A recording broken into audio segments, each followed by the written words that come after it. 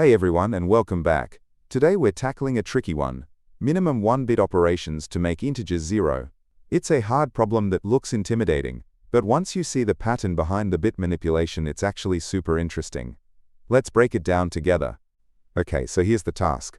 We're given a number, let's call it n, and our goal is to get it down to 0. We can only use two very specific operations any number of times. We need to find the absolute minimum number of operations to get to 0. So let's look at our toolkit. The first operation is simple. We can always flip the very last bit. Think of it as a light switch we can always reach. The second operation is the tricky one, and it's where all the complexity comes from. This second rule is the key to the whole puzzle. You can't just flip any bit you want. To flip a bit, say, the bit for the number 8, you need the bit for the number 4 to be a 1, and all the bits for 2 and 1 to be 0. This creates a dependency, like a chain reaction. To change a big bit, you first have to set up the smaller bits in a very specific way. Let's walk through an example to see this in action. Take the number 6, which is 1, 1, 0 in binary. Our goal is to make it all zeros. The biggest piece is that leftmost one. To flip it using operation 2, we check the rule. Is the bit next to it a 1? Yes. Are all the other bits to the right 0? Yes. Perfect. So, one operation turns 1, 1, 0 into 0, 1, 0. Now our problem is to turn 0, 1, 0 into 0. And we just repeat the process until we're done. This example takes 4 steps in total. Just a quick heads up. We'll be walking through the solution using Python.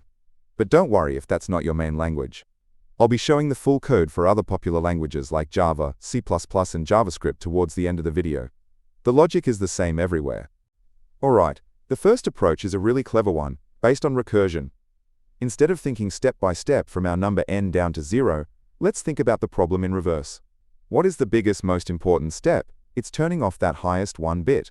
To do that, we know we have to get the number into a very specific state. This means the problem of how to convert n to 0 can be broken down into how to convert the smaller part of n into a specific target, and then adding the costs together. This is a classic recursive pattern. Okay, we've talked about the big picture and the recursive logic. Now let's see what this looks like as actual code. I'll put the full solution up on the screen first. And don't worry, after that, we'll walk through the most important sections together. Alright, here's the Python code for our recursive approach. It might look a little magical, especially with all the bit shifting, but it directly follows the logic we just discussed. Let's break it down piece by piece. First, the easy part. If the number is already 0, it takes 0 steps. That's our base case, which stops the recursion. Then, the first real step is to find the position of that most significant bit, that highest one. This little while loop does that by checking powers of 2, until we find one that's just bigger than our number, which tells us where that bit is. This is the heart of it.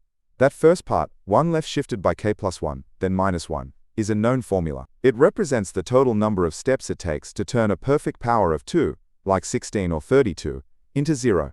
It turns out that the cost for our actual number n is that total cost, minus the cost to solve the problem for the rest of the number, which we find by making a recursive call. It's a really cool insight into how the operations are reversible. The recursive solution is elegant, but for very large numbers, it could lead to issues with the call stack. We can actually implement the exact same logic using a simple loop instead. We'll go through the bits of our number from left to right, and build up the answer as we go, applying that same mathematical formula at each step.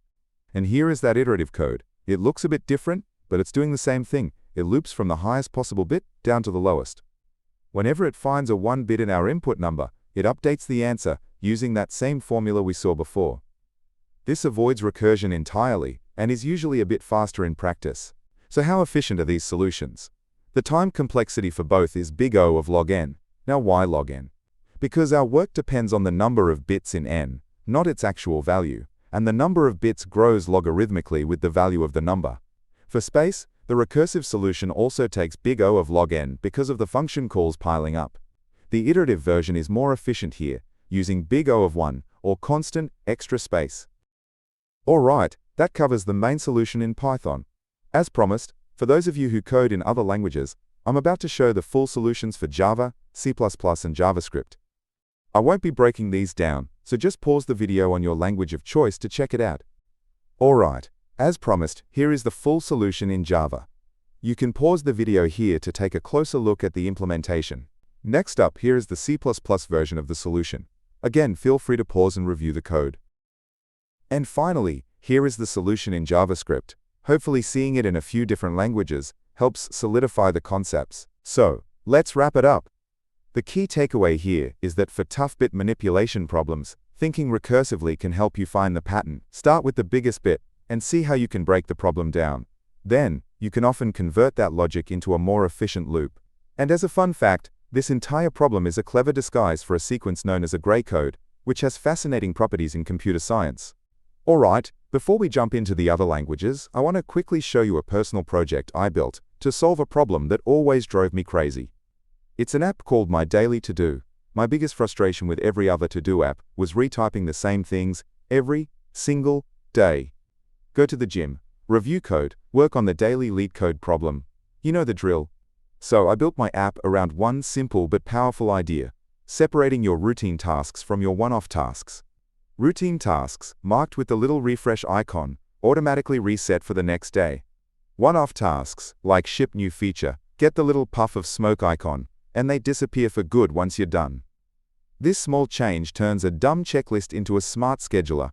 If that sounds useful, you can try it right now on the web. The link is in the description. And one more thing I want to make super clear.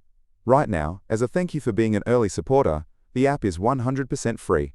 There are no ads, and no subscriptions whatsoever. This means you get access to everything, including really powerful features like presets, which let you save entire task lists and load them with a single tap. Now, down the road, creating new presets will likely become part of a premium plan to help support the channel. But, and this is the important part, any presets you create now, while it's all free, are yours to keep and use forever.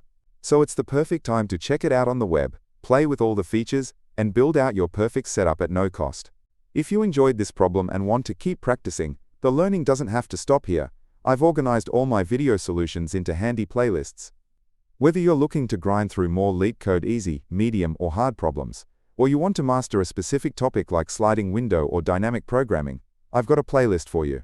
It's the perfect way to focus your study sessions. Go to the playlist tab and find a playlist that fits your goals. Also, if you're looking for even more Leetcode problems beyond the daily challenge, I've started a second channel called Leetcode Unlocked. It's where I'll be posting solutions to a ton of other problems, so if you're serious about your interview prep, be sure to check it out. The link is in the description below. Hope this Leetcode solution breakdown made sense. If it helped, give that like button a click, maybe subscribe for more, or drop a comment if you have questions. Make sure to turn on the notification bell so you know straight away when I upload a video, because I upload videos daily. If you want to support the channel, a few people have asked how I plan my solutions. I'm a big fan of sketching out the logic and data structures on a tablet before I code. It really helps. I've put affiliate links in the description to the tablet I use and a few other good options. Using those links doesn't cost you anything extra but really helps me out. Or, if you're feeling generous, there's always the Boba Fund. Keep coding, and I'll catch you in the next one.